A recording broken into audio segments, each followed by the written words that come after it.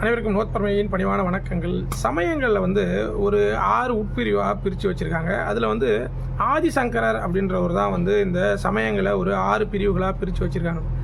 நம்ம வந்து கொஞ்சம் ஸ்மார்ட் என்ன அப்படின்னா, நம்ம எல்லா சாமியுமே வழிபாடு பண்ணுறோம். சின்ன வயசில் இந்த சைவம் வைணவம்ன்றதே புரியாமல் இருந்தோம்.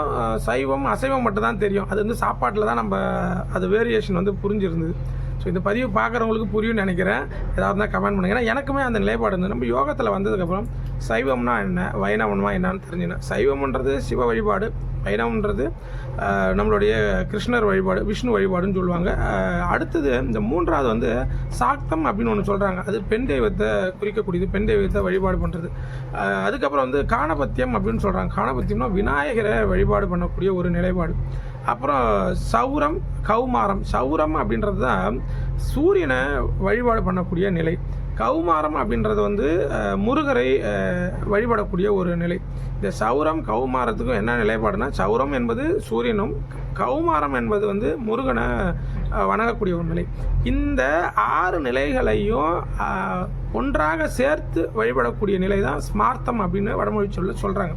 இதை பிரித்தது என்ன, யார் பிரித்தது அப்படின்னா ஆதிசங்கரர் அப்படின்றவரை அதை பிரித்ததாக சொல்லப்படுது.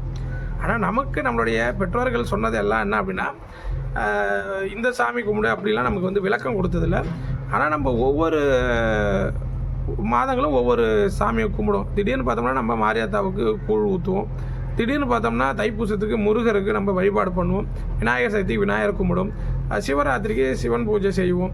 ஸோ இப்படி ஒவ்வொரு கடவுளையும் நம்ம எல்லா கடவுளையும் நம்ம கும்பிட்டு வர்றதுனால, வழிபாட்டு வர்றதுனால நமக்கு ஸ்மார்த்தம் அப்படின்ற ஒரு பேர் இருக்குது.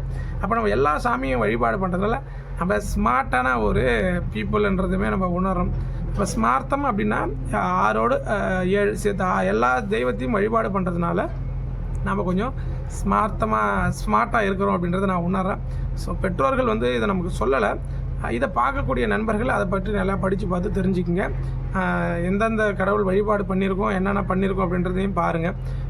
கடவுள் வழிபாட்டில் இவ்வளோ விஷயங்கள் இருக்கா அப்படின்றது இருக்குது.